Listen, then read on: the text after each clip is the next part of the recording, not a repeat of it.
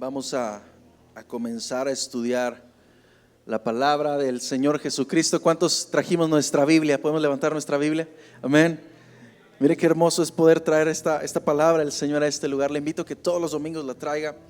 Yo sé que el celular es bien comodísimo, súper cómodo, pero hay un pequeño problemita que tanta comodidad a veces nos hace perder la práctica, y ahí andamos queriendo buscar los libros en una Biblia física y hasta se nos olvidan dónde están por andar en esa comodidad.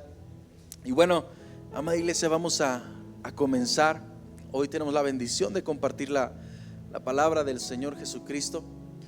Y antes de que se me olvide, quiero dar un anuncio bien rápido. Yo sé que ahorita lo va a reafirmar mi hermano, pero quiero decirles que el 2 de noviembre, ¿cuántos matrimonios hay aquí? ¿Pueden levantar su mano?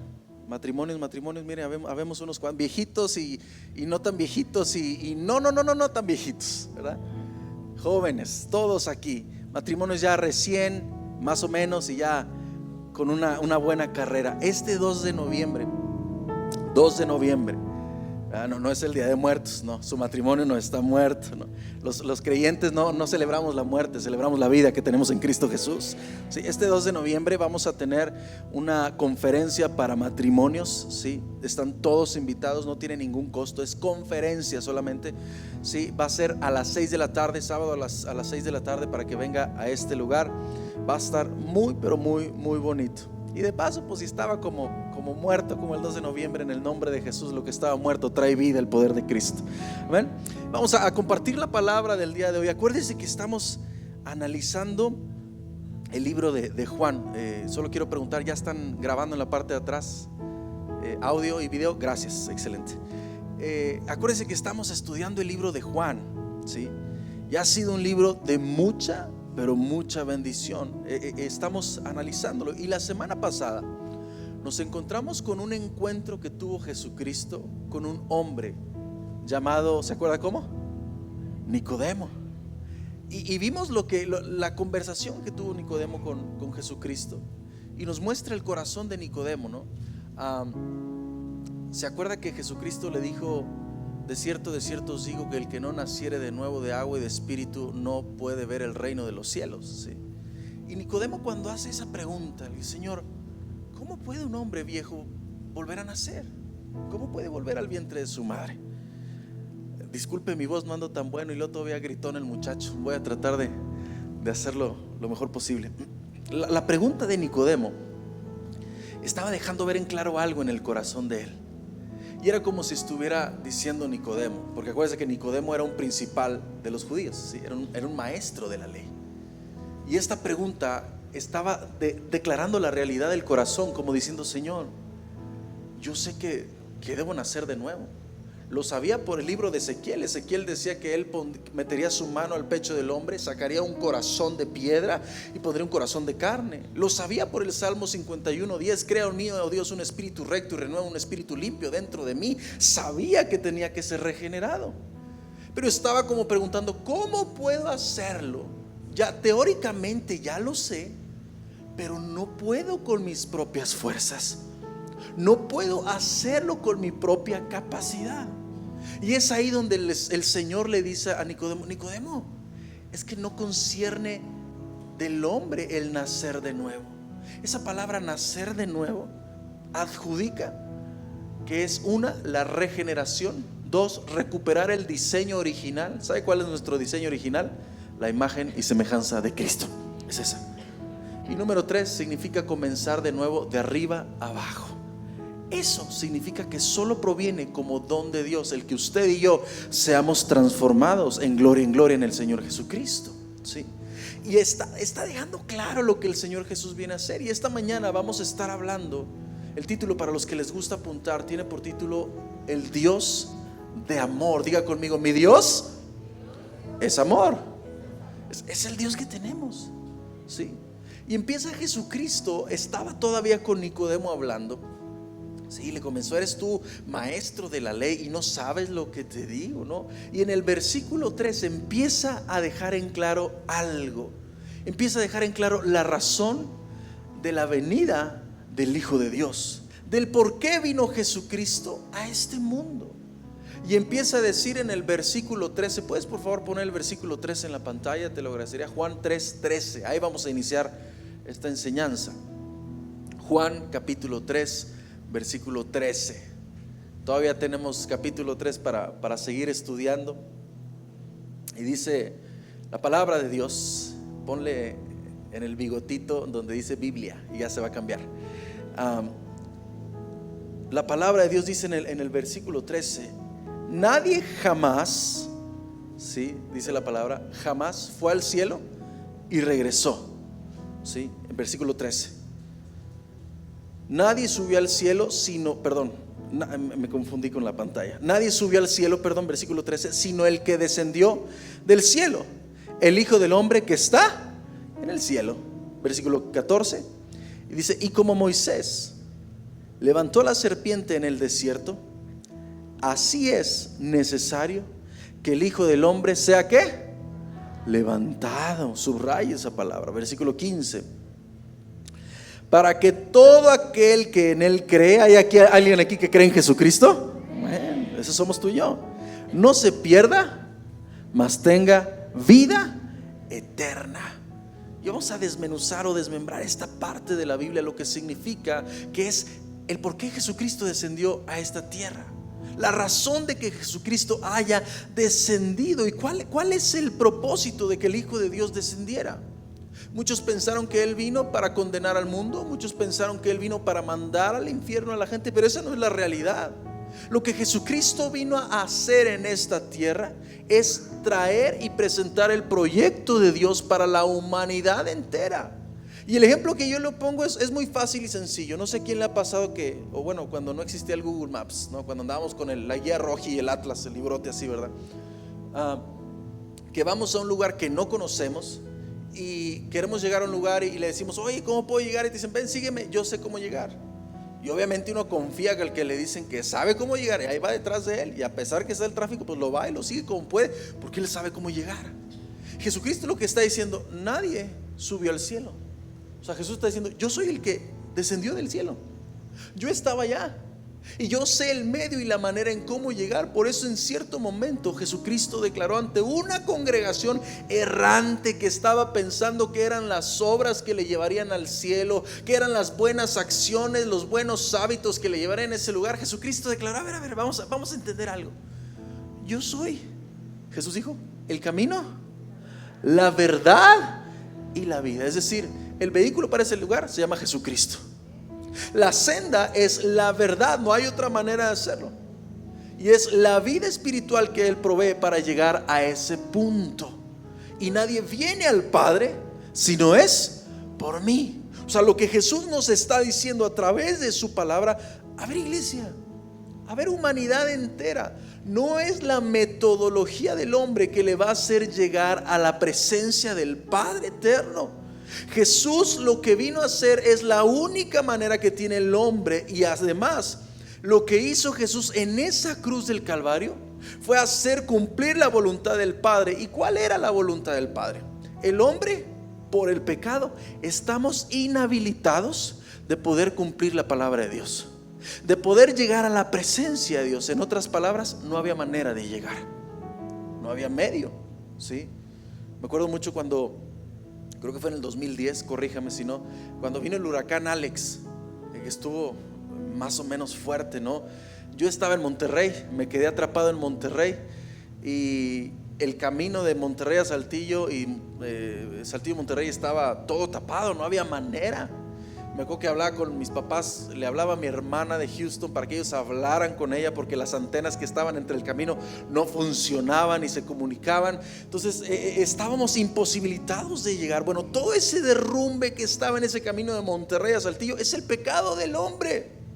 Por un lado está Dios y por otro lado está el hombre imposibilitado. Jamás ni las mejores acciones nos hacen acercarnos un poco a Dios. Pero lo que vino a Jesucristo a hacer es: te voy a dar todo lo necesario y todo lo que ocupas, y lo único que ocupas, para que tu humanidad tengas la oportunidad de tener redención en la sangre de Jesucristo. Eso es lo que vino a hacer. Son mis medios, son las cosas celestiales que están dispuestas para los hombres. Nicodemo no lo entendía porque lo estaba haciendo por capacidad humana. Y no es por las obras para que nadie se gloríe, pues por gracia sois salvos. Por eso la Escritura declara y dice en Deuteronomio 29, le agradezco mucho, hermano, gracias. Deuteronomio 29 dice que las cosas secretas le pertenecen a Jehová nuestro Dios, pero las reveladas son para nosotros. ¿Qué se ha revelado? La obra de Cristo en la cruz. Para los que hemos conocido del Señor Jesucristo. ¿Y para qué lo reveló? Cuando dijo Jesús, nadie jamás ha subido al cielo sino el Hijo del Hombre. Dice en Deuteronomio 29, para que cumplamos todas las palabras de esta ley. Dicho de otra manera, Jesucristo descendió del cielo, y la razón de venir para decirte a ti y a mi iglesia, este es el medio. Asegúrate de seguir el medio para poder llegar hasta la presencia del Dios viviente, porque cualquiera que va por ese camino que se llama Jesucristo le asegura que su final es la vida eterna y la vida en abundancia. ¿Cuántos dicen amén? Esa es la realidad. Y debemos entender que la única manera de comprenderlo es a través del Espíritu Santo, porque muchos de nosotros podemos escuchar un buen mensaje, que la palabra de Dios sea expuesta de una manera magistral desde cualquier púlpito, pero si no es por medio del Espíritu Santo que convence de pecado, justicia y juicio, jamás vamos a poder entender y jamás vamos a poder vivir en ese camino. Entonces, ¿qué tenemos que hacer? Nuestra labor, iglesia, lo que más debemos pedir en esta vida no es lo material, no.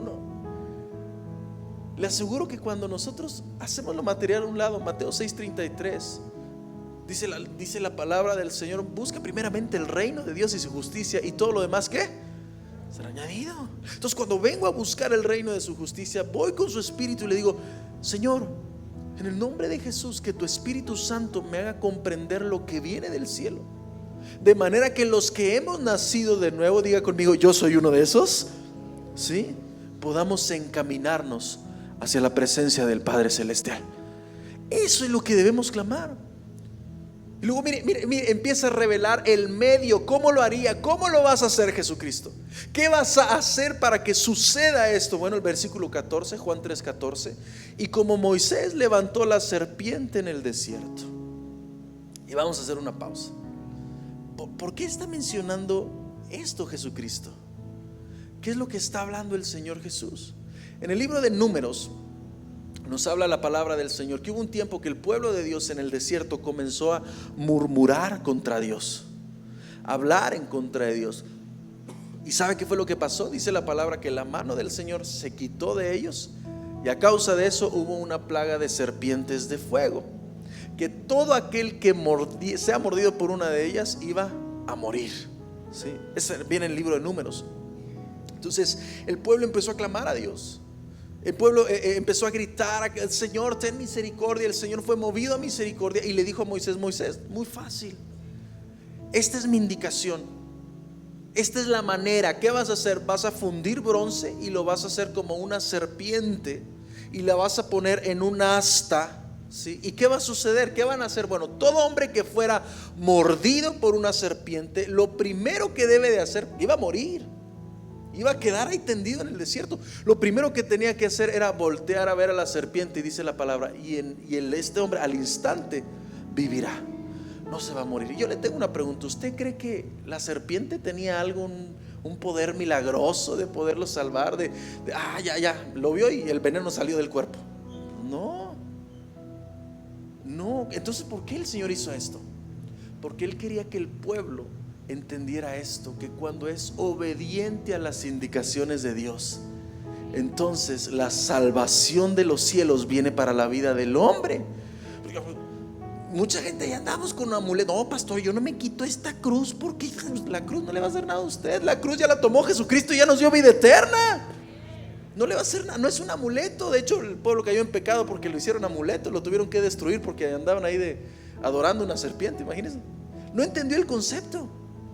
Y Jesucristo estaba diciendo: y así como la serpiente de bronce en un poste del desierto se levantará, bueno, así tendrá que ser levantado el Hijo de Dios. ¿Qué estaba hablando el Señor Jesucristo? Número uno, estaba profetizando cómo lo haría en la cruz del Calvario. No había otra manera. No había otra manera de que la justicia de Dios fuera sobre la vida de nosotros si no es por medio de Jesucristo. Por eso tomó forma de hombre. Tenía que morir como hombre, 100% Dios, 100% hombre. ¿Para qué? Para que todos los que estamos aquí y creemos en el nombre del Señor Jesucristo, tu nombre y el mío esté escrito en el libro de la vida. Tenía que hacer eso. Y número 2, también estaba hablando que no solamente sería levantado en esa asta, sino que el Señor lo pondría en el lugar de mayor honor. Filipenses 2, 9 y 11 dice la palabra del Señor Jesucristo: por lo cual Dios le levantó, le exaltó, hasta lo sumo, y le dio un nombre que es sobre todo nombre. ¿Para qué? Para que en el nombre de Jesús, dice la palabra, se doble toda rodilla. Dice la palabra del Señor Jesucristo, en los cielos, en la tierra y debajo de ella. O sea, ¿se da cuenta la clase de Salvador que tenemos? Jesucristo, el Rey de Reyes y Señor de Señores. Él tiene autoridad para salvar al pecador, y de todos los pecadores que hay somos nosotros, que hemos sido salvos por Él. Y esto a mí me llena de una confianza en mi Señor Jesucristo. Porque a veces muchos cristianos ahí andamos afanados, tristes. Ay, es que me está pasando esto. Yo no digo que no sintamos, pero se nos olvida que en el nombre que creemos, en quien creemos, no es cualquier diosecillo que lo tienen de yeso pintado en un cuadro así. Mi Cristo está sentado a la diestra del Padre, y todo se doblega ante la autoridad de Jesucristo. Todo. Mire, cuando llegó Jesucristo a Gadara, ¿qué pasó? Apenas puso el pie Jesús en ese lugar, y dice la palabra que el endemoniado corrió hacia él, y lo primero que hizo fue postrarse delante de él. Toda autoridad terrenal que opera en las regiones celestes, gobernadores en los aires, se doblegan ante la autoridad de Jesucristo. Aún el pecado se doblega delante de él. Para prueba, usted y yo, que éramos de lo peor. Usted, pastor, no, usted y yo, usted también, no se haga. Éramos de lo peor, pero para la gloria y la alabanza de su nombre, hoy estamos aquí clamando que Jesucristo es el Señor. La vida de estos hombres y mujeres se doblegó ante el Señor, y decimos: creo en un solo Dios y mediador entre los hombres, Jesucristo hombre. Él es Jesucristo. Él empieza a mostrar esa razón por la cual descendió desde los cielos con el Padre. Tenía un propósito, tenía un destino: caminar, que todo aquel que manifestara la fe de obediencia en el sacrificio de Jesucristo sea denominado por Dios como alguien que ha sido salvado, alguien que ha sido librado de la muerte. Ese es el Dios que tenemos.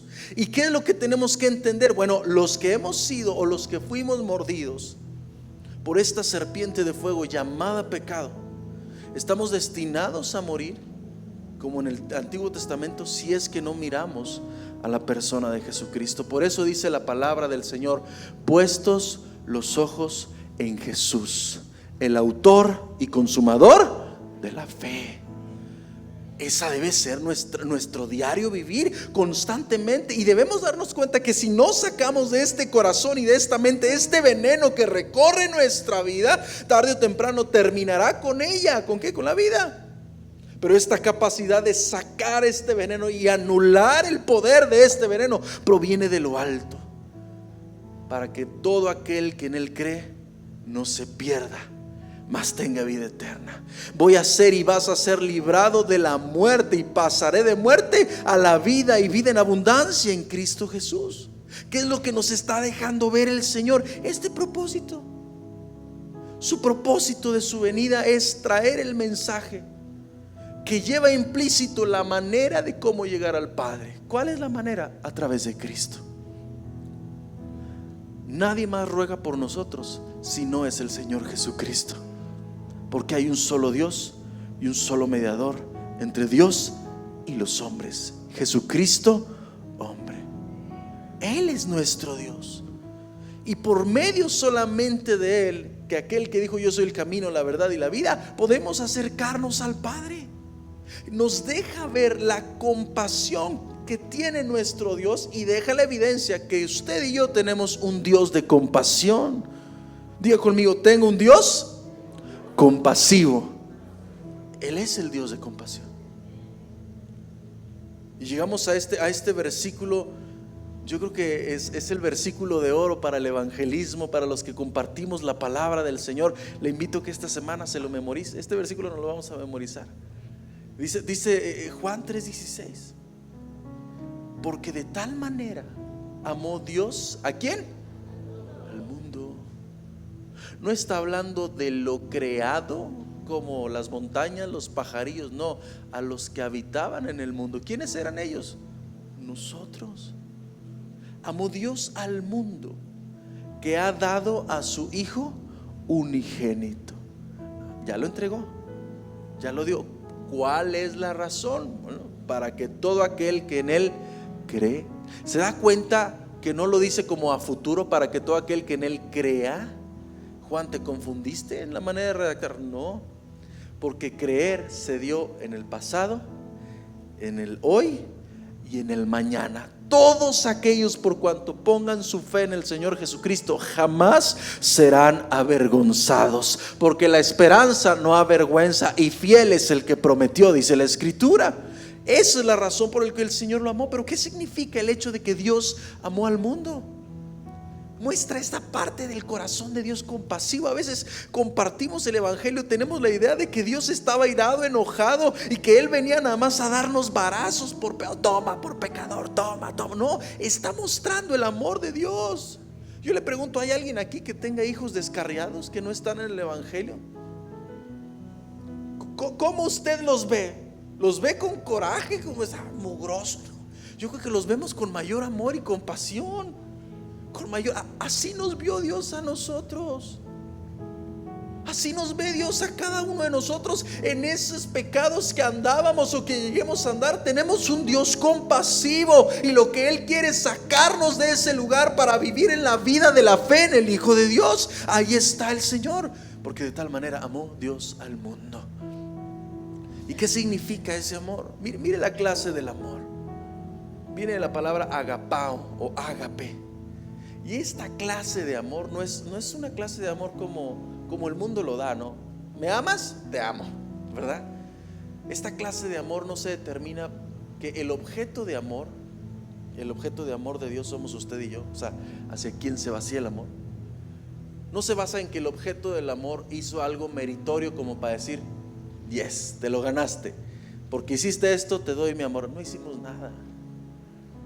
O sea, el amor agapao de Dios, el amor ágape de Dios, es un amor inteligente que Él ha decidido amar a pesar de, y vaya fichitas que somos, hermano, vaya fichitas que somos. Porque en otro tiempo erais, dijo el apóstol Pablo, maledicientes, borrachos, hechiceros, contenciosos, lujuriosos, con pasiones desenfrenadas, con muchas, o sea, literal éramos la canción, una llaga podrida era nuestra vida. Y no diga usted, pastor, éramos todos nosotros. Pero grande es el amor de Dios, dice la palabra, Romanos 5:8, y en esto se manifiesta o conocemos el amor de Dios, en que aun siendo pecadores, Cristo murió por todos nosotros, dice la palabra del Señor. O sea, aún estando en esa posición, o sea, le aseguro que los que ahorita dijeron que tienen hijos que están descarriados, dicen: no, yo voy a amar a mi hijo hasta que venga a la casa y se arrepienta. No, usted lo ama aunque esté lejos. Es como el padre del hijo pródigo. Dice que todos los días esperaba a ver a qué horas vuelve. El padre estaba así, por eso envió a su hijo, para que aquellos que estábamos descarriados podamos depositar la fe en Él. Y a pesar, fíjese cómo funciona el amor de Dios y cómo funciona Satanás. Muchos dicen: no, yo no voy a la iglesia porque no quiero ser un hipócrita, tengo muchas fallas. No se preocupe, aquí vemos muchos hipócritas, véngase. No, es que yo voy a la iglesia o yo me bautizo hasta que cambie mi manera de vivir, pastor. Porque no se preocupe, porque aún su vida de vivir no había cambiado, y del Padre envió a su Hijo unigénito para que todo aquel que en Él crea no se pierda, mas tenga vida eterna. No se esperó a que cambiara el hombre, porque el hombre estábamos imposibilitados. Pero ¿qué hizo Cristo? He venido yo para que lo que era imposible para el hombre sea posible solamente por medio del Padre Celestial. Cuando le preguntó Pedro: entonces, Señor, ¿quién podrá ser salvo? Nadie. Le dijo a Pedro: Tranquilo, porque lo que es imposible para el hombre es posible para Dios. Es imposible para el hombre salvarse a sí mismo, pero para Dios no hay nada imposible que puede salvar a una sarta de pecadores como usted y yo. Y hoy estamos más vivos que nunca gracias al poder de Jesucristo. ¿Cuántos dicen amén? Denle un aplauso al Señor Jesucristo.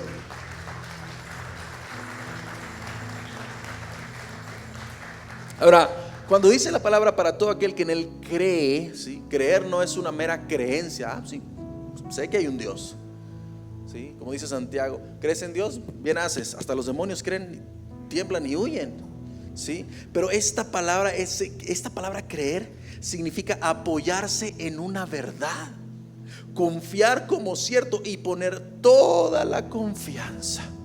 Yo le pregunto a usted, ¿usted cree que el sacrificio de Jesucristo es el único y suficiente para traerle salvación a usted? Caray, como que no creemos tanto.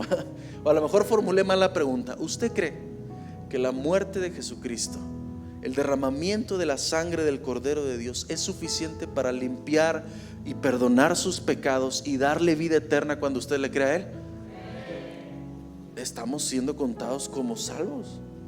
Apoyes, o sea, Señor, yo sé que no tengo otro remedio más que acercarme a ti para cambiar mi vida. Confío plenamente en ti, Señor, porque no tengo otra manera. Eso es lo que tú nos has enseñado, Señor. Y dice la Escritura, para que todo aquel, ¿qué me dice la palabra? Dios no hace acepción de personas. O sea, que si se acerca un asesino, el Señor lo va a perdonar, le va a perdonar. Que si se acerca un violador y se arrepiente, en verdad Dios lo va a perdonar, lo va a perdonar. Claro que quizás no se escapa de las consecuencias de sus acciones, pero lo va a perdonar. Para muestra basta el hombre que estaba crucificado juntamente con Jesús.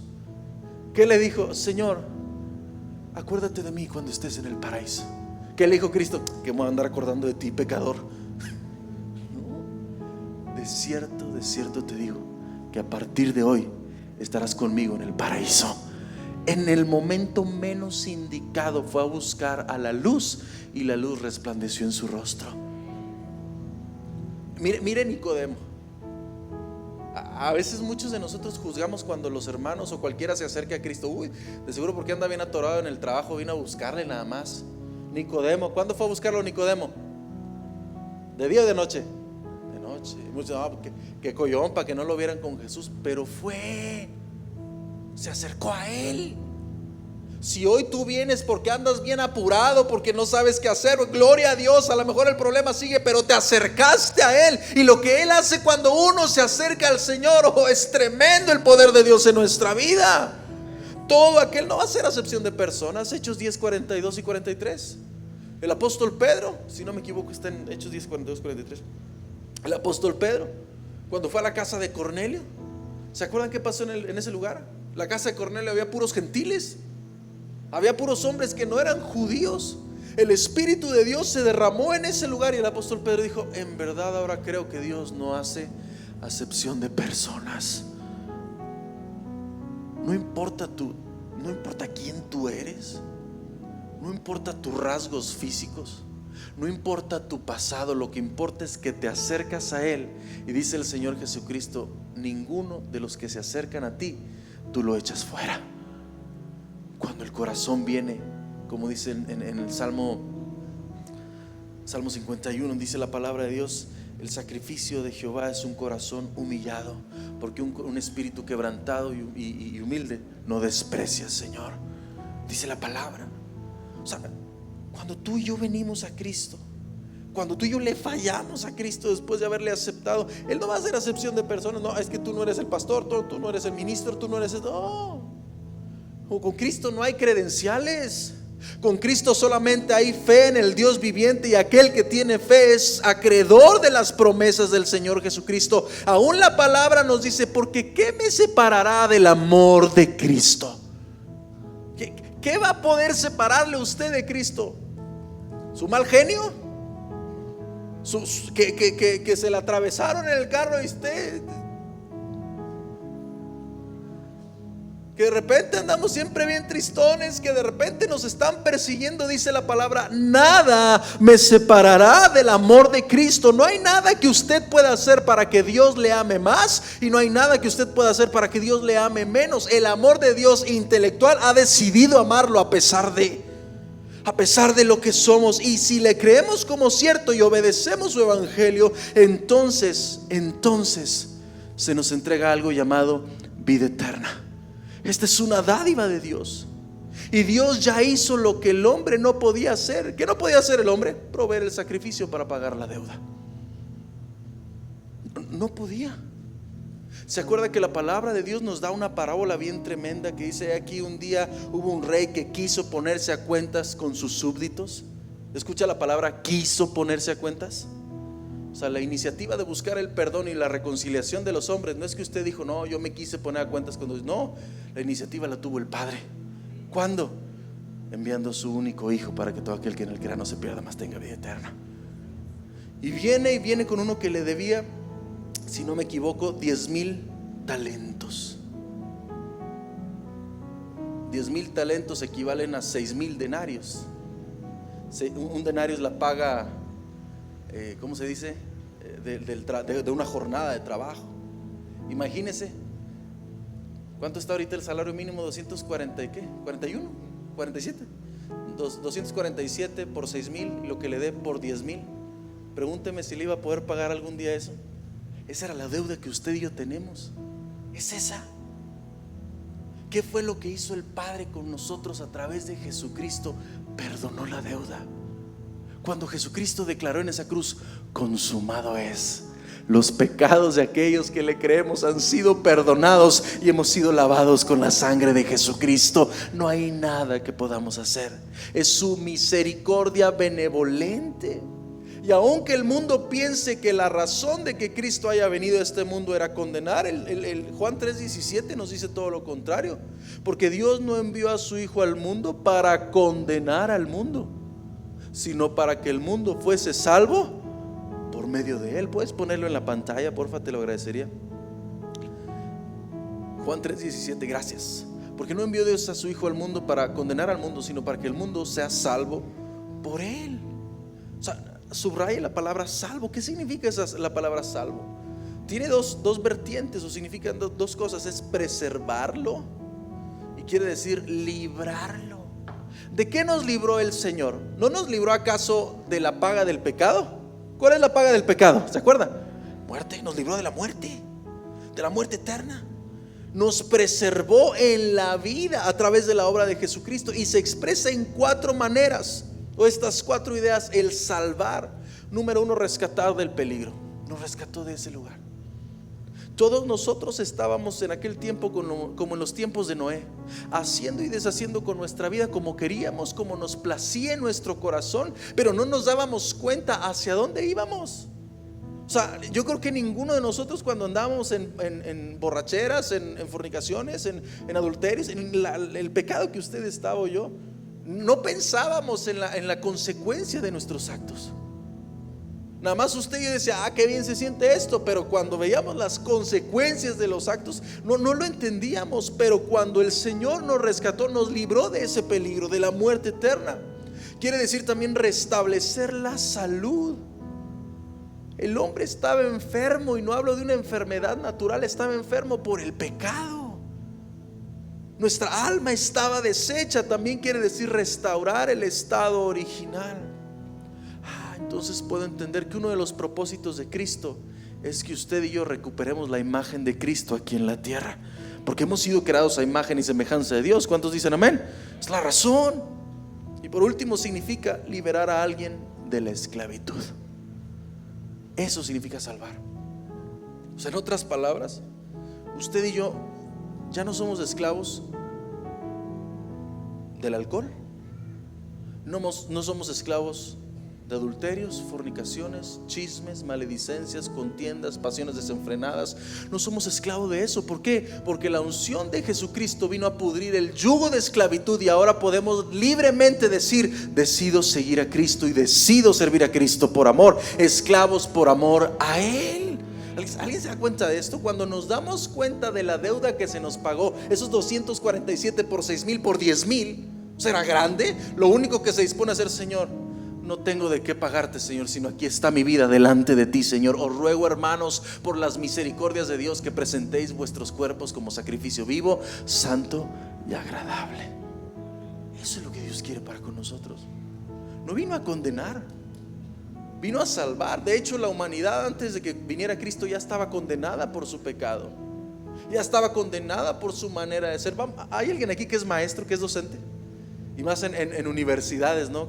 Que de repente, no sé si se acuerda, y espero no sacar raíces de amargura de su corazón, pero ¿se acuerda cuando a usted le faltaba una décima para pasar esa clase que no podía pasar?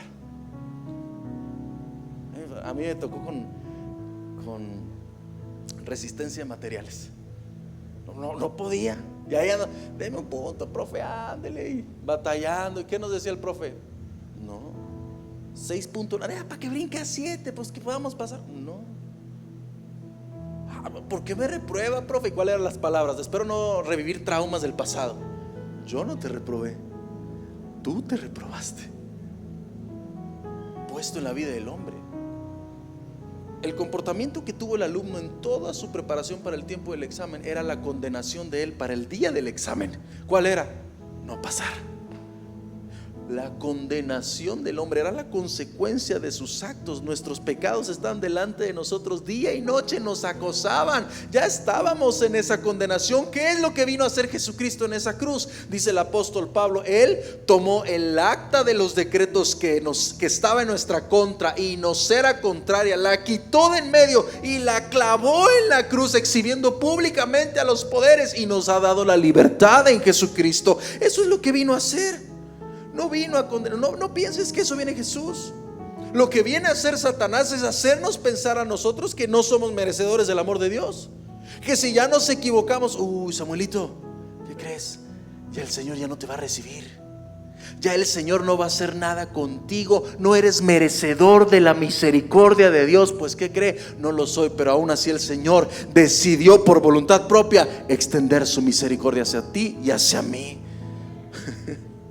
¿Qué debo de hacer una vez que reconozco mi condición de pecador? Una vez que reconozco mi falta, las de hace 5 minutos, las de antier, o como dijo el salmista, aún de los pecados que me son ocultos.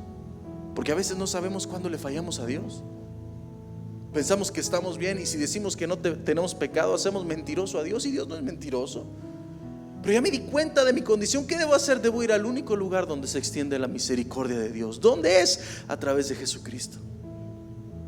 Ya sea que seas una oveja perdida, un dracma perdido en la casa, o seas un hijo pródigo, la respuesta del Padre siempre va a ser la misma: recoger a la perniquebrada, hacer una fiesta porque encontró el dracma, y regocijarse porque el hijo pródigo volvió a la casa. Esa es la condición del Padre Celestial. ¿Alguien aquí agradecido está con el Señor? Le puede dar una ofrenda de palma y decirle: gracias, Señor Jesucristo, por lo que tú haces. Ese es el corazón de nuestro Dios. Sí. No vino a hacernos mal. Si los que vienen por primera vez y jamás habían escuchado el mensaje de Jesucristo, no vino a condenar. Primera de Juan 4:8: el que no ama no conoce a Dios, porque Dios es ¿qué? Amor. Dios es amor. Ahorita está en el tiempo del amor y de la gracia. Ahorita no está como juez, ahorita está como abogado defensor para todos nosotros, para los que reconocen su condición. Y Él no quiere condenarnos. Dijo la palabra de Dios en 2 de Pedro 3, no sé si era el 4 o el 5, perdóname, no lo apunté bien, pero dice la palabra: ya sea que muchos tengan por tardanza el cumplimiento de la promesa, pero Dios no es que sea tardado, sino que es paciente para con todos nosotros, para que procedamos ¿a dónde? Al arrepentimiento. O sea, el deseo de Dios con Cristo crucificado es: dense cuenta de su posición. Hombre, humanidad, reconoce tu estado de condenación y date cuenta, arrepiéntete para que vengas a la salvación de Jesucristo. Y la voluntad de Dios es esta: Primera de Timoteo 2:4, que todos vengamos al arrepentimiento, dice Dios. Fíjate, esta es la voluntad de Dios. O sea, muchos hombres piensan, no, Dios quiere mandar a los hombres al infierno. No, Dios quiere llevarse todos al cielo. ¿Cuál es el problema? Que durante el transcurso de aquí al examen, el hombre tomó una actitud que lo llevaba a ser condenado, el cual quiere que todos los hombres sean ¿qué? Salvos. O sea, lo que Dios desea de ti, lo que Dios desea de tu familiar, de tus hijos, de los que pasan todos los domingos enfrente de esta calle, de los que viven lejos de Dios, Él quiere que sean salvos y vengan al conocimiento de la verdad. Pero como el hombre se comporta de cierta manera, o sea, ya dijimos que Dios ya hizo lo que le tocó hacer, proveer lo necesario para salvación, pero Dios no va a hacer lo que le toca hacer el hombre. ¿Qué le toca hacer el hombre? Vamos a verlo con este ejemplo. Cuando uno está enfermo, ¿sí? Va con el doctor, le hace el historial clínico, le hace un estudio clínico, le dice, su problema es esta es su área en la que le está afectando. Mire, tómese esa pastillita, no le voy a decir cuál, a lo mejor nos vamos general, tómese este paracetamol o este ibuprofeno, que ahí ni le entendemos a lo que dice, ¿va? Pero gloria a Dios por las farmacéuticas que ya les entienden a los doctores. Tómese este paracetamol y con eso se le va a quitar. Y uno va a decir, poco nomás con eso. No, hombre, a mí me dijeron que con un tecito de tisana uvas se me va a quitar el dolor. Y ahí andamos, ay, me duele mucho. Ya fuiste al doctor, tómate. No, yo quiero esto. Bueno, ese es el corazón del hombre. ¿Qué le toca al hombre? Tomarse la pastillita. ¿Cuál es la pastillita? Que si confesamos con nuestra boca que Jesucristo es el Señor y lo creemos en el corazón, será salvo. Porque con la boca se confiesa para salvación, pero en el corazón se cree para justicia.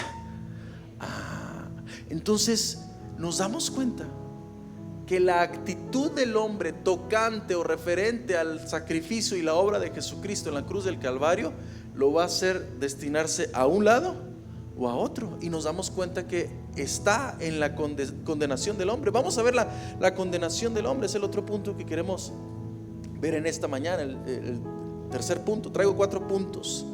El tercer punto, Juan 3:18, mire lo que dice la palabra del Señor.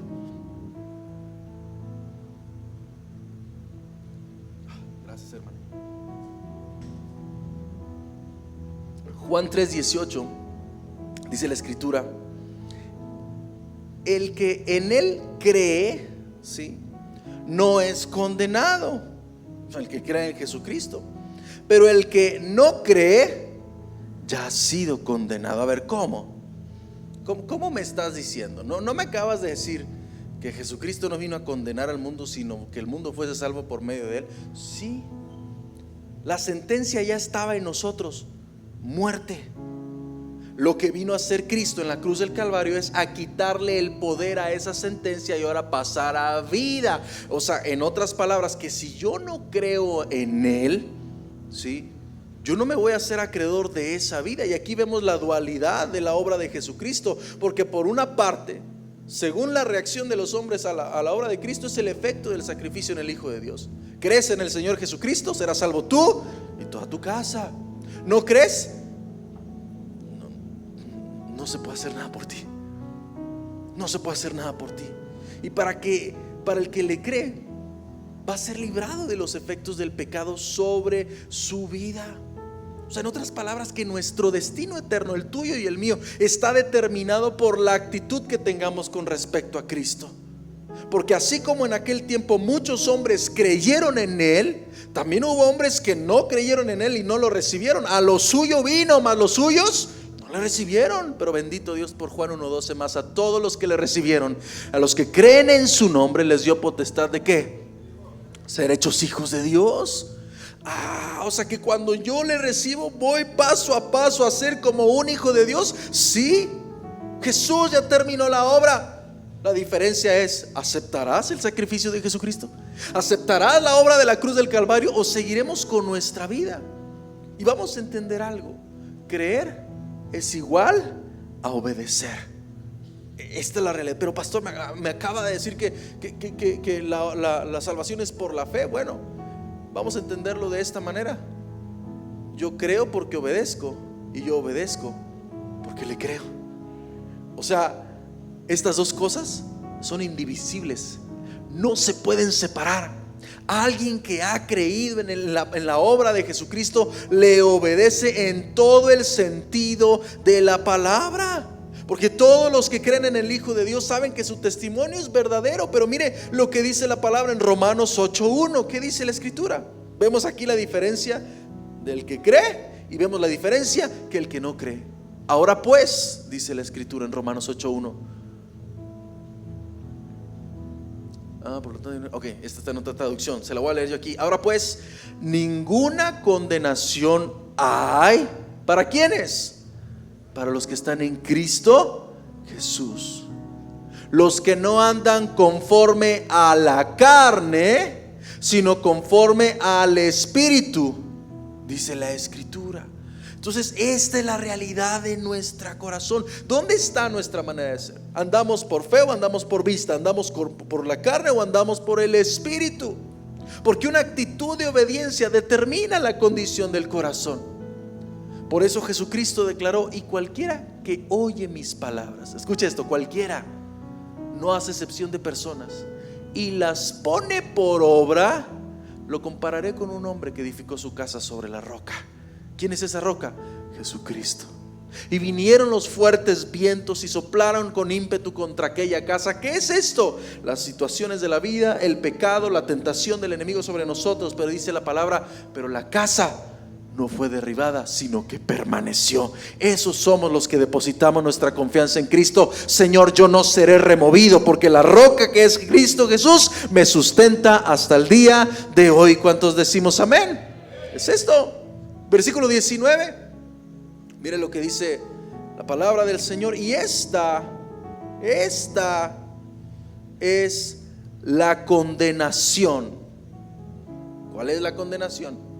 Bueno, que la luz vino al mundo.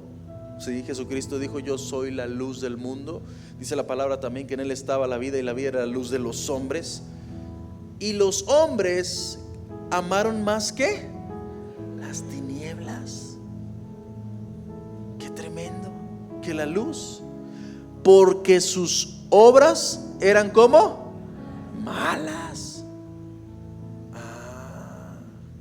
Entonces, ¿qué es lo que está pasando? ¿Qué podemos ver en este lugar? O sea, que el estilo de vida de la humanidad, el estilo de vida que yo tenga, determina si ya acepté el mensaje de Jesucristo o si lo he rechazado. Porque mis malas acciones, si son persistentes y frecuentes en toda mi vida, entonces he dejado en manifiesto yo lo que realmente soy. Amo la oscuridad. Porque dice la palabra que los que practican el pecado no son nacidos de nuevo, sino que son hijos del diablo. Ay, Santo de Israel. O sea, hay una diferencia entre caer en pecado, porque todos podemos caer, a practicar el pecado. Alguien que practica el pecado ya tiene ponche en la carnita, porque constantemente lo hace. Pero Jesucristo no vino al mundo para que usted y yo persistamos en la maldad. Jesucristo no vino al mundo para que usted y yo persistamos en nuestras malas acciones. Él vino para trasladar de las tinieblas a la luz admirable a todo aquel que pone su esperanza en el Señor Jesucristo. Juan 12:46, lo podemos buscar, por favor. Juan 12:46. Cuando esté listo, por favor, dígame un amén.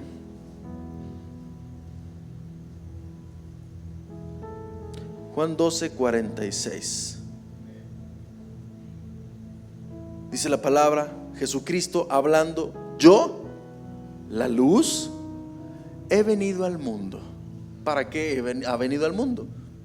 Para que todo aquel que crea en mí no permanezca ¿dónde? En las tinieblas. A ver, Jesucristo descendió en forma de siervo con este propósito. Antes nosotros éramos tinieblas. Llegamos a Cristo, la luz resplandeció en nuestra tiniebla y empezamos a recibir de la luz de Cristo. Ahí teníamos nuestros avances en la luz, pero de pronto como que hay una acción de tiniebla. no sabíamos andar en tinieblas. Pero ¿qué fue lo que pasó? El Espíritu de Dios comenzó a gobernar y controlar nuestra vida. La conversación que tuvo Cristo con Nicodemo: Nicodemo, el viento sopla donde quieres y no sabe dónde vas, pero ves su efecto, cómo mueve los arbolitos, Nicodemo.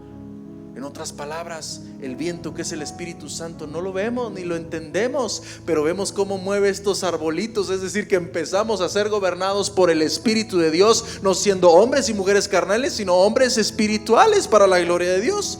Entonces Jesucristo estaba hablando de esto. Esta es la condenación de los hombres. El que cree no ha sido condenado, pero el que no cree ya ha sido condenado. O sea, ¿por qué un Dios que amó tanto al mundo, ¿sí?, como muchos pueden refutar la verdad de Cristo, desea condenar a los que viven en una vida pecaminosa, disfrutando, como dicen muchos, es que yo no peco, yo no hago nada malo, no he matado a nadie, no he robado, no he hecho esto otro? ¿Por qué simplemente no deja que todos entren al cielo? No desea eso Dios. ¿No es bueno, perdonador y misericordioso? Podrás preguntarte. Te voy a hacer una pregunta. Dios no lo quiera, Dios no lo quiera, pero imagínate que un hombre, una mujer haga o cometa una atrocidad en tu contra, grave, contra alguien, contra ti o contra alguien de tu familia. Intento de homicidio, de violación, de lo que usted quiera. ¿Qué es lo que desea usted para con ese hombre? No lo desearía ver tras las rejas. O sea, desea justicia, que la justicia sea implicada. Acuérdese que usted y yo tenemos un Dios justo, y por esa misma razón que usted desea justicia, el Dios de toda justicia desea ejercer su justicia. ¿Y cuál es? Que la paga del pecado es muerte, pero la dádiva de Dios es vida, y vida en abundancia. Es por esa razón. No había otra manera de hacerlo. O sea, Él no va a premiar a nadie que haya caminado en una vida pecadora, pero Él va a premiar a los que hayan puesto su confianza en Cristo Jesús. ¿Dónde están los que confiamos en Cristo? Amén, amén. Y llegará ese día, y Señor, ven pronto, Padre, donde veamos tu gloria, Señor Jesucristo. Mi oración es que venga antes de que mis hijos sean adolescentes. Señor, ven pronto, Padre. O antes de que se despierten en la etapa de los amores. Señor, ya llévanos, Padre, ¿verdad? Pero Él sabe el tiempo. Y aquellos que hayamos confiado en Él, bueno, bendito Dios, porque cuando allá se pase lista a mi nombre, yo feliz responderé: Señor, aquí estoy, Jesús, a ese pobre pecador que salvaste en esa tierra tan terrible. Aquí estoy. Gracias, Jesucristo. Y esa es la condenación de los hombres, que el mundo amó más las tinieblas. ¿Sabe cuál es la traducción original de la palabra tiniebla? Viene del griego scotia, ¿sí? Es que usted, si tiene su dinero en Scotia Bank, saque. No se crea, estoy jugando. No se crea, estoy jugando. No estoy haciendo propaganda. Ahí lo cancelan en el en vivo. No se crea, ahí déjelo. Pero ¿qué significa Scotia o esta palabra? Y abarca tres cosas. Abarca la ignorancia de la verdad. O sea, el mundo prefirió vivir en la ignorancia. ¿La ignorancia de qué? De la verdad de Cristo. Por eso la palabra de Dios también dice: mi pueblo se pierde por falta de conocimiento. ¿Por qué? Porque amó más la tiniebla, la ignorancia. También tiene que ver con la naturaleza pecaminosa. Pues usted y yo tenemos naturaleza pecaminosa. Usted dice: no, pastor, a mí no me dan ganas de pecar, yo soy santo, puro. No sea mentiroso. El apóstol Pablo dijo: miserable de mí, ¿quién me librará de este cuerpo de maldición? Porque lo que quiero hacer no lo hago, pero lo que no quiero hacer lo hago. Pero gloria a Dios que la respuesta está en Jesucristo. Esa es la verdad. Y también quiere decir falta de percepción espiritual. Eso es lo que abarca tiniebla. Esa es la verdad de las cosas. Bueno, en otras palabras, podemos entender que cuando el hombre ama vivir en esa ignorancia: no, pastor, a mí no me gusta leer la Biblia, no, yo no voy a ella. La actitud que yo tenga a ella quiere decir: o la amo o no la amo tanto. Y no se puede a medias tintas. Mire lo que dice el versículo 10, el versículo 19, estamos en el 19, perdón. Que la luz vino al mundo y los hombres amaron más las tinieblas porque sus obras eran malas. Dio evidencia a lo que eran. Y ahora el versículo 20 dice la escritura, ya estoy por terminar: porque todo aquel que hace lo que, lo malo, aborrece ¿qué? La luz. O sea, la palabra aborrecer se traduce como amar menos, ¿sí? Amar menos que. O sea, y la verdad es que ni usted y yo podemos decir que amamos menos la luz y amamos un poquito más a las tinieblas. Jesucristo dijo: nadie puede servir a dos señores, porque a uno le vas a quedar bien y a otro le vas a quedar mal. Y le digo algo, hermano: por nuestra naturaleza pecaminosa, si estamos sirviendo a la luz y a las tinieblas, vamos a quedar mal con la luz y vamos a embarrarnos en las tinieblas, en la ignorancia, en la naturaleza pecaminosa y en tener el desinterés por la vida espiritual. O sea, no se puede de esa manera. Mire lo que dice Efesios capítulo 5 versículo 8 al 13.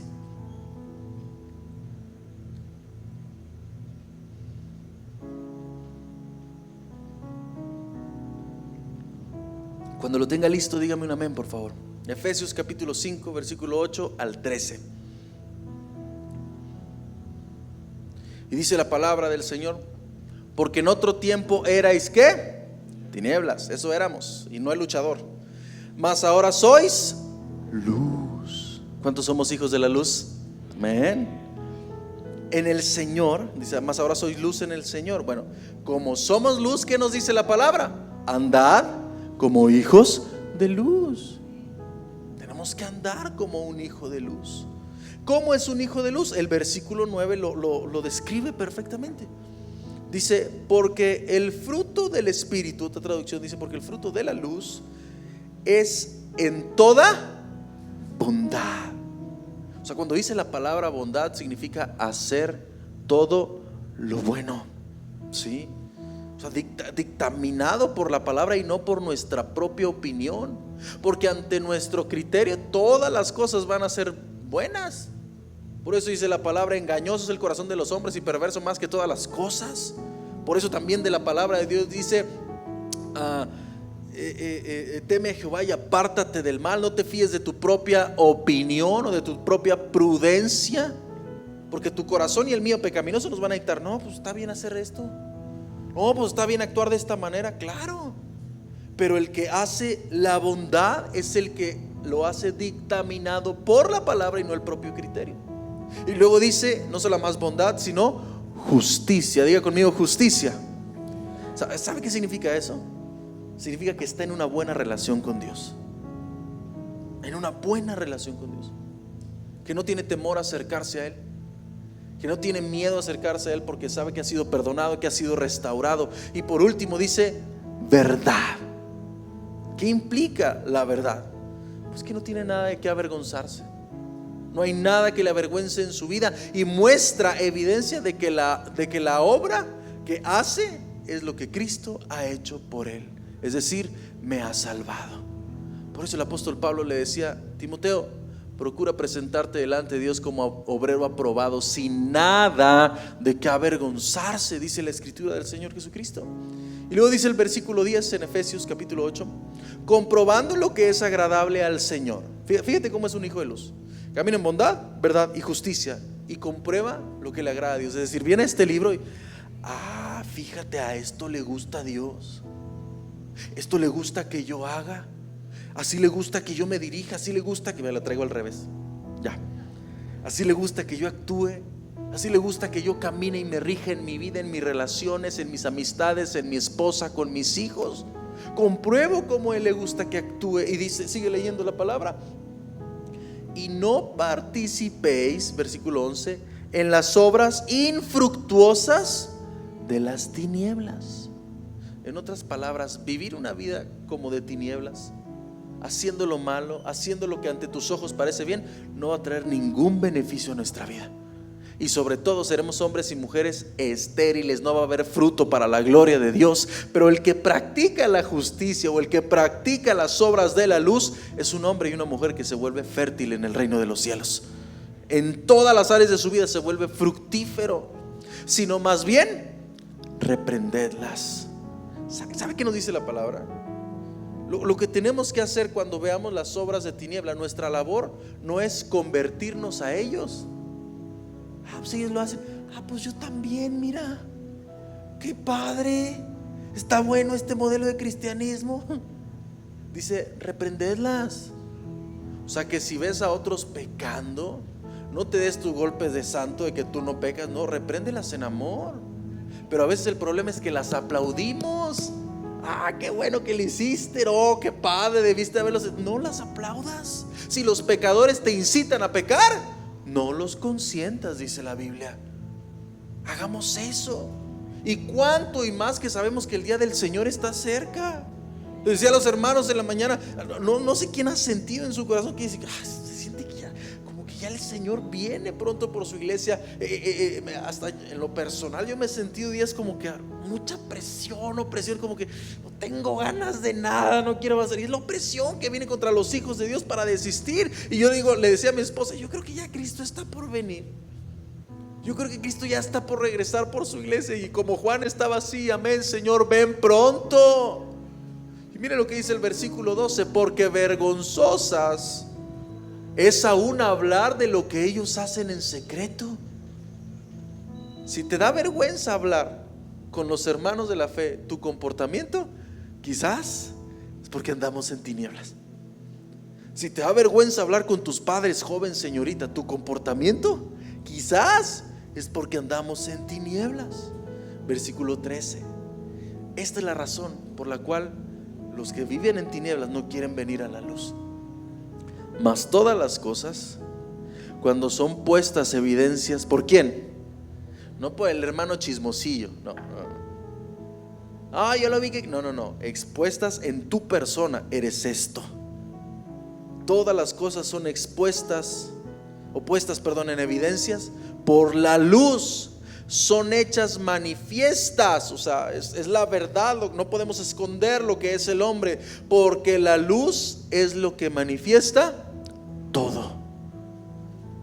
Por lo cual dice, o sea, por lo cual está hablando el Señor. Si vives como en tinieblas, si vives como dormido, Dios te está diciendo esto: despiértate. Dile al hermano que tienes, dale un codacillo santo, despiértate. Y regrésale. Si te dio coraje, pues tú también, ándale, no te hagas.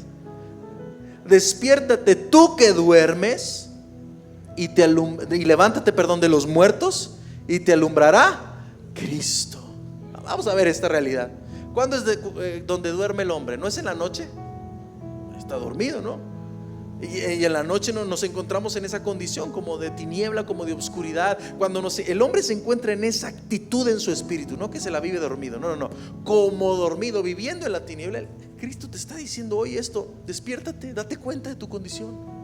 Abre los ojos para que veas cómo está tu corazón, que muestra más que no has abrazado la verdad, sino has abrazado la mentira, has amado más la tiniebla. Y ya te está diciendo nada más eso Cristo. No, te está diciendo: levántate, recibe el mensaje y la obra de Cristo en tu corazón. ¿Para qué? Para que seas transformado. Por eso dice la palabra: y te alumbrará Cristo. ¿Qué significa esto? Te va a enseñar a vivir de tal manera que puedas agradar el corazón del Padre. Yo no sé, pastor, no sé cómo. No te preocupes, yo tampoco sabía, o yo tampoco sé, pero es Espíritu Santo quien me constriñe para hacer mi vida para la gloria y la alabanza del Señor Jesucristo. Es eso lo que Dios nos está hablando. Y ahora viene por último el resultado del amor de Dios en aquellos que amamos la luz. Te pregunto, ¿tú amas la luz? ¿Amas a Cristo, quien es la luz del mundo? Mira lo que dice el versículo el 21, si puede pasar la alabanza, y con esto voy a terminar. Mas, haciendo una diferencia o un contraste, el que practica la verdad viene a la luz, para que sea manifestado que sus obras son hechas en Dios. O sea, te lo voy a decir de otra manera, con las traducciones de la palabra, ¿no? Porque participar quiere decir producir, conducir, convertirse, ejecutar, ejercer, establecer. O sea, dicho de otra manera sería: pero el que se conduce en la verdad. La Reina Valera dice: viene a la luz. La traducción de venir es salir de un punto para llegar a otro. ¿De dónde salimos? De las tinieblas. ¿A qué punto llegaremos? A la luz. ¿Por nuestra capacidad? No, porque es Cristo que nos trasladó de las tinieblas a su luz admirable. Entonces, pero el que se conduce a la verdad ha salido de las tinieblas y ha llegado a la luz. ¿Para qué? Bueno, para que sea evidencia de que sus obras son hechas por medio de Dios, que sus obras son capacitadas para el Señor. ¿Y por qué se acerca a la luz? ¿Por qué se acerca de esta movida a este movimiento de tiniebla a la luz? Porque se ha dado cuenta que no es su propia capacidad. Por eso hay muchos cristianos frustrados hoy en día, porque dicen: quiero, pero no puedo. He intentado, pero no soy capaz. He luchado, pero no soy fuerte. No te preocupes, muchos vivíamos en esa condición hasta que nos dimos cuenta que bástate mi gracia, porque su poder se perfecciona en mi debilidad. Y cuando yo soy débil, entonces Él es fuerte en mi vida y me conduce por la senda de la verdad. Cuando dice la Escritura, para que sea manifiesta que sus obras son hechas de Dios, quiere decir la palabra del Señor Jesucristo que lo que hago, estoy demostrando que soy un hijo de la luz. Por eso el Señor Jesucristo les dijo en Mateo: así alumbren vuestras obras en medio de los hombres, para que vean vuestras buenas acciones y que glorifiquen a vuestro Padre que está en los cielos. O sea, mi vida, mi estilo de vida no va a señalar a Samuel. No. Ya no vivo yo, ya no vives tú. Cristo vive en ti y en mí. Y lo que ahora vivimos, lo vivimos en la fe en el Hijo de Dios, en la luz que resplandece en medio de las tinieblas. Es como tenemos que caminar. Cuando vamos a la luz de Cristo, vamos a ganar por seguro la vida eterna. Por eso dice en Primera de Juan capítulo 1 versículo 6, note esta verdad. Dice la Escritura: si decimos que tenemos comunión con Él. ¿Hay alguien aquí que tenga comunión con el Padre? Amén. Mire lo que nos dice el Señor a todos esos, nosotros. Si decimos que tenemos comunión con Él y andamos en tinieblas, mentimos y no practicamos la verdad. Y luego dice el 7, ya me lo pusieron aquí en la previa. Pon el 7 por favor. Pero si andamos en la luz, como Él está en la luz, tenemos comunión unos con otros, y la sangre de Jesucristo, su Hijo, nos limpia de todo pecado. Esa palabra limpia es un progresivo, constantemente, todos los días. Ese es el resultado de haber recibido el amor de Dios, el gran amor de Dios. Y amada iglesia, esto no significa que ya jamás ya no vas a tener fallas. ¿Alguien cometió faltas en esta mañana? ¿Alguien cometió faltas el día de ayer? Esta semana, este mes, nos vamos a equivocar. Y no podemos caer en la trampa del enemigo que nos diga: no, ya no eres merecedor de nada. No, Cristo me ha hecho merecedor de su amor. No lo entiendo cómo, pero Él lo ha hecho. Pero que cuando fallemos, aquellos que andamos en la luz, no va a ser como una falla y bueno, ya ni modo, me equivoqué. No, va a doler fallarle a nuestro Dios. Y vamos a correr al trono de la misericordia, en donde encontramos el oportuno socorro y la misericordia para nuestras vidas. Amada iglesia, termino con esta verdad. Ya ha sido manifiesto el amor de Dios.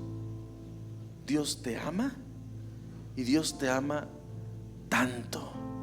Dice la Escritura: el que no escatimó ni a su propio Hijo, sino que lo entregó para morir por nosotros, ¿cómo no nos dará con Él juntamente todas las cosas? Dios nos ama en verdad. Ha manifestado su amor por nosotros a través de su Hijo, y no esperemos a que Dios haga lo que nos toca hacer a cada uno de nosotros. ¿Qué es esto? Es recibir de su amor, permanecer en su amor y obedecerle de esta manera. Acuérdese que creer va de la mano con obedecer. va en este conjunto. Y si tú y yo hemos luchado, es que no he podido, no tengo la capacidad, he intentado y no puedo, o estás en la condición de como dormido espiritualmente hablando, mire lo que dice 2 Corintios 5:14. Te lo voy a leer en la Nueva Traducción Viviente. Tal vez has sido dirigido por tus gustos, tal vez has sido dirigido por tus criterios, por tus circunstancias, has sido dirigido por lo que otros dicen. Pero en el nombre de Jesucristo recibimos el amor de Dios, y el amor de Dios ejerce su poder en nosotros. Dice la Escritura en la Nueva Traducción Viviente, dice: sea de una forma u otra, el amor de Cristo nos controla. La Reina Valera dice: nos constriñe. ¿Qué significa esto? Su amor en ti y en mí va a ser que si no nos gustaban las cosas santas, alabado sea el Señor Jesucristo, tu vida y mi vida van a estar en la santidad del Señor Jesucristo. Que si no te gustaba practicar al Señor, yo recibo de tu amor, Padre. Mi carne es incapaz de practicar tu verdad. No puedo, Señor Jesucristo. Bueno, su amor me va a hacer que sea sometida tu vida y mi vida en la persona de Jesucristo. Dice: ya sea por una forma u otra, el amor de Cristo nos constriñe. Y sigue leyendo la palabra del Señor: ya que creemos que Cristo murió por todos. ¿Cuántos decimos amén? Dice: también creemos que todos hemos muerto a nuestra vida pasada o vida antigua. Él murió por todos, para que los que reciben la nueva vida de Cristo ya no vivan más para sí mismos, más bien vivirán para Cristo, quien murió y resucitó por ellos. ¿Por qué no le dices al Señor: sí, Señor, que tu amor haga esto conmigo, para que viva para tu gloria, para que viva tu alabanza? ¿Alguien le puede dar una ofrenda de palmas al Señor en esta hora? Le voy a invitar que se ponga sobre sus pies. Ya acabé. Y hoy el Señor nos está hablando de esta manera. A ver, su palabra es preciosa. Ya no más. Yo sé que ya no va a ser transformados por la fuerza o la voluntad personal. Ya no luches con tu voluntad de decir: hoy voy a cambiar, hoy voy a ser diferente. Ya no luches porque tú no puedes. Más bien camina cada día pensando: hoy el Señor me va a transformar. Hoy el Señor va a transformar mi carácter, mi persona, mi manera de hablar, mi manera de pensar. Ya no luches con tu voluntad personal, sino con el Santo Espíritu de Dios. Y que sea el amor de Dios el que nos ha librado de la condenación, y que su amor esté en nosotros, que nos llene de luz, para que podamos resplandecer en medio de un mundo lleno de tinieblas. Para eso el Señor nos salvó, para que ahora los que somos hijos vayamos a un mundo que está en tinieblas y llevemos la luz de Cristo e alumbre a todo aquel que lo necesita. O sea, Jesús nos está diciendo hoy en día: ¿no sabes conducirte en la luz? ¿No sabes cómo? Jesús dice: ven, yo la luz quiero enseñarte cómo hacerlo. Te enseñaré a andar conforme a mi espíritu. ¿Sí? Nos está diciendo el Señor: ya no seas el resultado de rechazar mi luz por tratar de hacer el cambio tú con tu fuerza. Mejor sé el resultado de haber recibido mi amor, que yo soy el que te traslado a ti de las tinieblas a la luz admirable. No es nadie más. No es el pastor Samuel, no es el pastor Samuelito, no son los sugieres, no son los servidores. Es Cristo obrando en nosotros.